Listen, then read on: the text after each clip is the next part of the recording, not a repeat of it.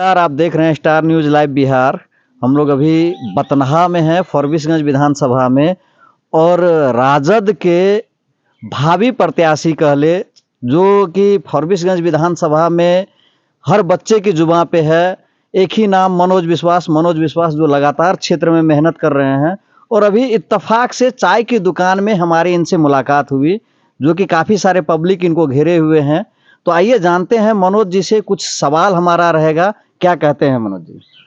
पहले star news पे आपको धन्यवाद देते हैं कि आप लोग ज़मीनी मुद्दा लोगों तक पहुंचाते हैं। हम आपको लोगों को धन्यवाद देते हैं।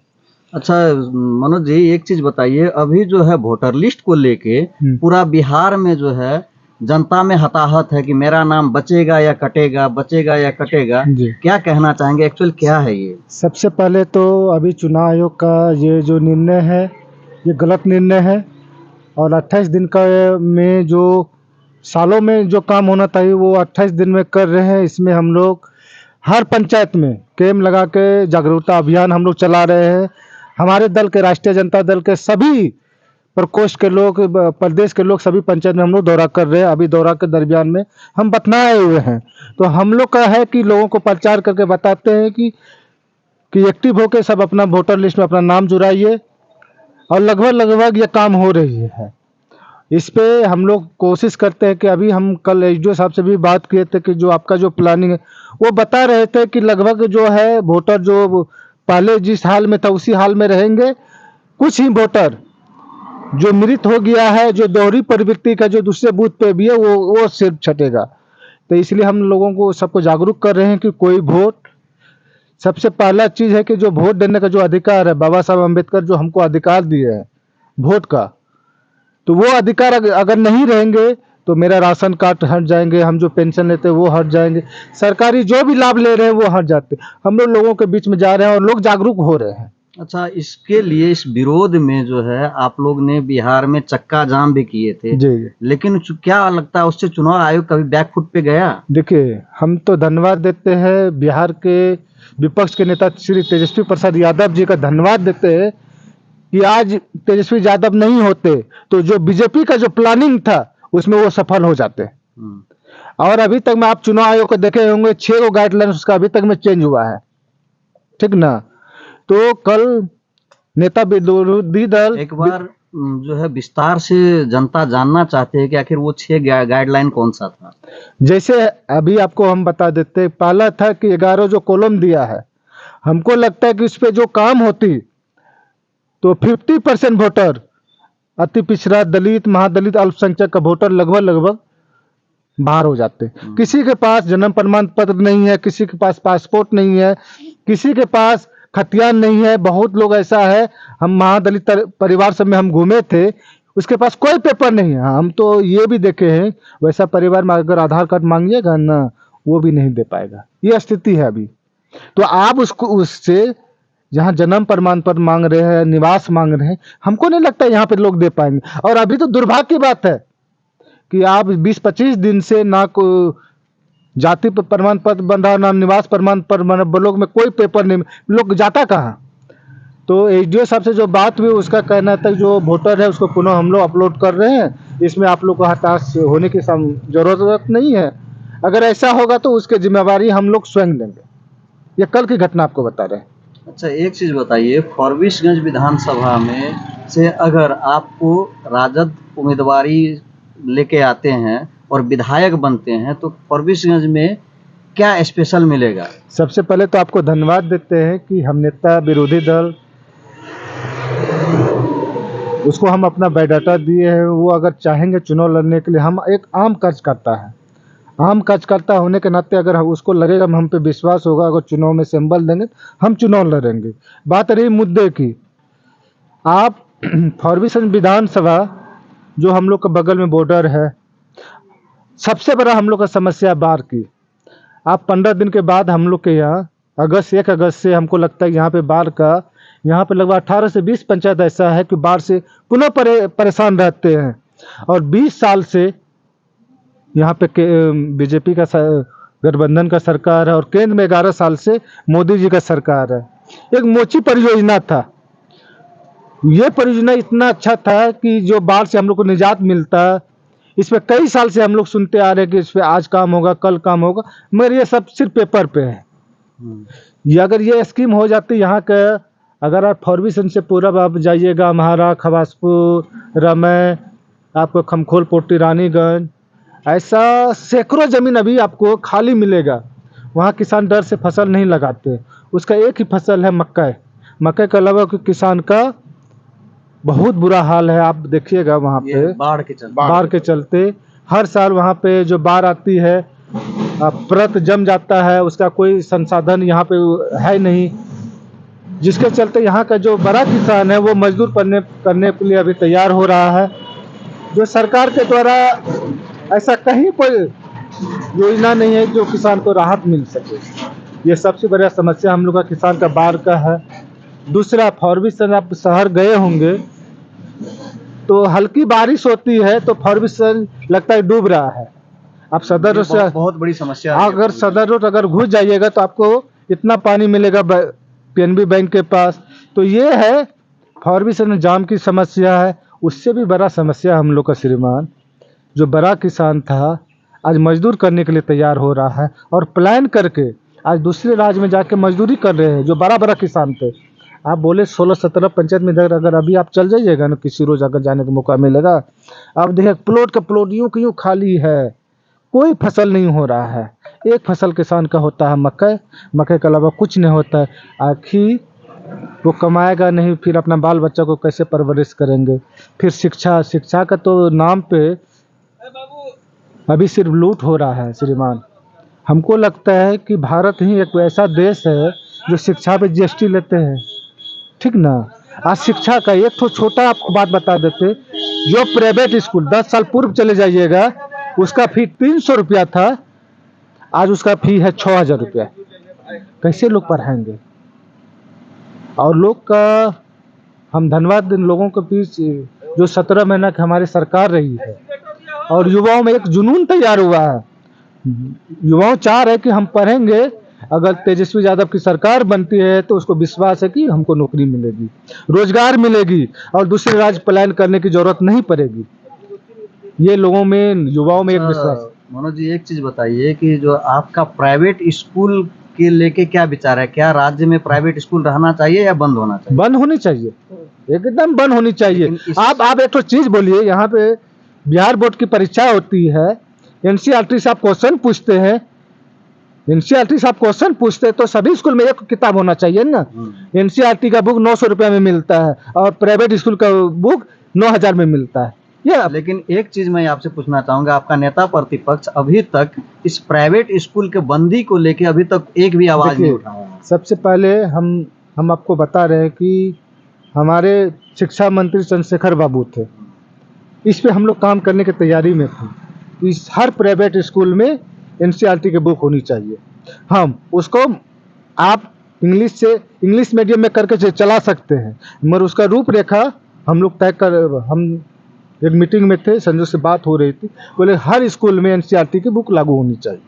जब मैट्रिक का वो इंटर का एनसीईआरटी से हम पूछते हैं तो उसको लागू होनी चाहिए। इस पे अगर आपको ये भी विश्वास दिलाते हैं, अगर हमारी सरकार बनती है तो आपको विश्वास दिलाते हैं कि जो स्कूल की जो मनमानी है वो नहीं चलेगी। ये चीज़ तो आपको, और हमारे नेता काम करते हैं और 17 महीना में जो काम करके दिखाया है, अभी हमारे अच्छे अवस्था में हमारे मुख्यमंत्री साहब हैं। अभी आप देखे होंगे, लोग कहता है जंगल राज। हमको लगता है कि बिहार में इससे बड़ा जंगल राज ऐसा कोई दिन नहीं है कि 200-300 आदमी का मर्डर नहीं होता है, ऐसा कोई दिन नहीं है। लॉ एंड ऑर्डर जीरो है, कहीं कुछ। आप श्रीमान बगल में आपका थाना है, आप जमीन काम लेके जाइएगा, आपका नहीं सुनेगा। आप ब्लॉक चले जाइए, आप एक जाति निवासी बनाने के लिए चले जाइए, बिना पैसा का नहीं बनाएगा। ये स्थिति है, कोई किसी का नहीं सुनने वाला है। हम तो धन्यवाद देते हैं कि हम लोग का एक समय था, लालू यादव का एक दौर था। आज गरीब गुरबा, हम अति पिछड़ा समाज से आते हैं। आज अगर हम चाह रहे हैं कि हम विधानसभा चुनाव लड़े तो लालू यादव का देन है।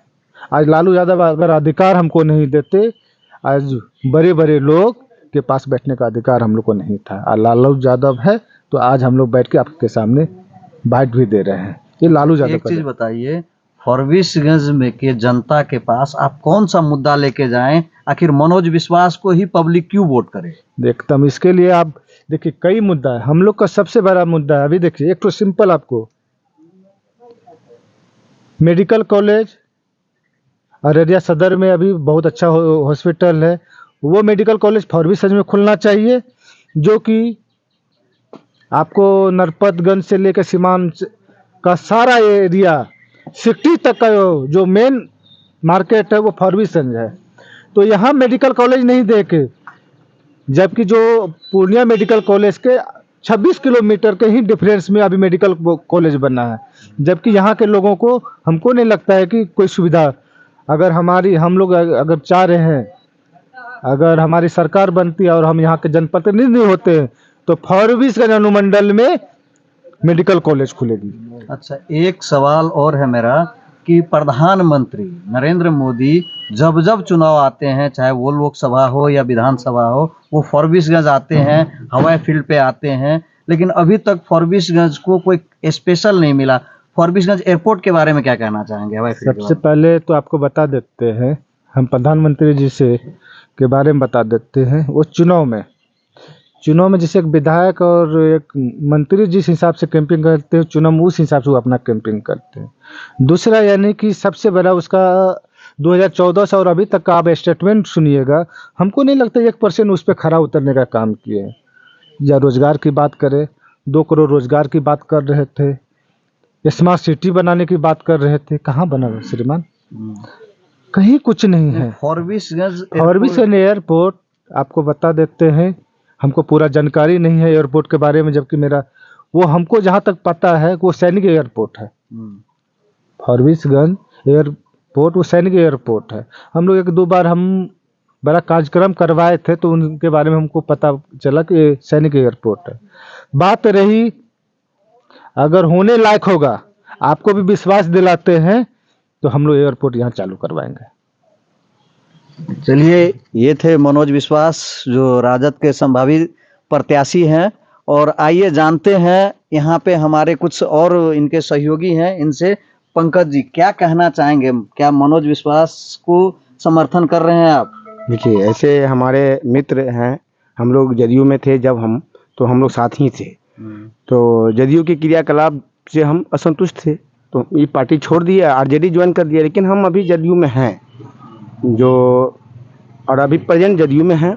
लेकिन हमारे मित्र हैं और अच्छे लोग हैं समाज में। मैं इन ऊपर वाले से और मैं आशा करता हूं भगवान से कि मेरे मित्र को अगर आरजेडी तेजस्वी पार्टी टिकट देती है तो मैं शुभकामना इनको दूंगा और ये निश्चित जीत में हासिल करेंगे। आपका प्रचार प्रसार या आपका साथ मिलेगा इनको? मेरे तरफ से सब कुछ इनको मिलेगा। मेरे मित्र हैं, मित्र के नाते मैं पूरा सहयोग करूंगा कि ये हमारी कुर्सी पे आवे, और हमारे लिए इनसे अच्छा उम्मीदवार इस क्षेत्र में मैं अभी तक नहीं देखा हूँ। मैं मित्र और इनके क्रियाकलाप से मैं बहुत संतुष्ट हूँ।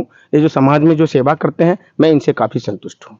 आइए देखते हैं, कुछ युवा हैं हमारे बथनाहा के, क्या कहना चाहेंगे मनोज? हम यही कहना चाहते हैं, सबसे पहला शिक्षा, जो कि नीतीश कुमार जी टीचर का वैकेंसी निकाले, वो मानता हूँ मैं, लेकिन बीपीएससी के थ्रू जो टीचिंग का जो बहाल लेते हैं, तो वो सीबीएसई पैटर्न करना चाहिए सरकारी स्कूल में। हालांकि वो प्राइवेट स्कूल को बंद करना चाहिए। अगर जी जितने भी सरकारी संस्था के स्कूल के टीचर हैं, वो अपने बच्चे को पढ़ाते हैं सरकारी स्कूल में? नहीं, वो तो पढ़ाते नहीं है। क्या नाम हुआ आपका? मेरा नाम पिंटू तिवारी। मनोज विश्वास जी के बारे में क्या कहना चाहते हैं? ये हमारे युवा नेता हैं और मैं इनका मान सम्मान करता हूँ। पहले मैं भी जदयू से ही था, लेकिन उनका कार्य देख के मैं संतुष्ट हुआ। तो क्या इनको मदद कर रहे हैं? Fully support. आइए हम जानते हैं, रालोसपा के कुछ कार्यकर्ता हैं जो लगातार हमारे मनोज विश्वास जी के साथ रह रहे हैं, क्या कहना चाहेंगे?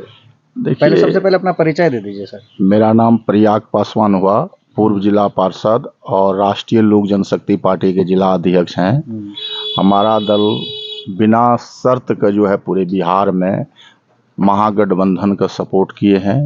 अभी मतदाता पुनरीक्षण कार्य चल रहा है, उसी में जो है हम लोग एकजुट होकर जो महागठबंधन की कार्यकर्ता हैं हर बूथ पर हम लोग अभी जा रहे हैं, लोगों से संपर्क साध रहे हैं। आने वाला विधानसभा चुनाव में फारबिसगंज से महागठबंधन का जो भी उम्मीदवार होगा हम लोग जिताकर यहाँ भेजेंगे, क्योंकि वर्तमान जो विधायक है उनसे यहाँ की जनताओं में काफी नाराजगी है। खास करके हिंदू समाज में उन्होंने जो वोट लेने का काम किया था और कहा था कि इस बार मुझे विधायक बनाइए, फारबिसगंज में जो है ये अवैध बूचर खाना जो है उनको हम बंद कराने का काम करेंगे। और वह लोग बंद क्या करेगा, बूचर खाना से कमीशन लेता है।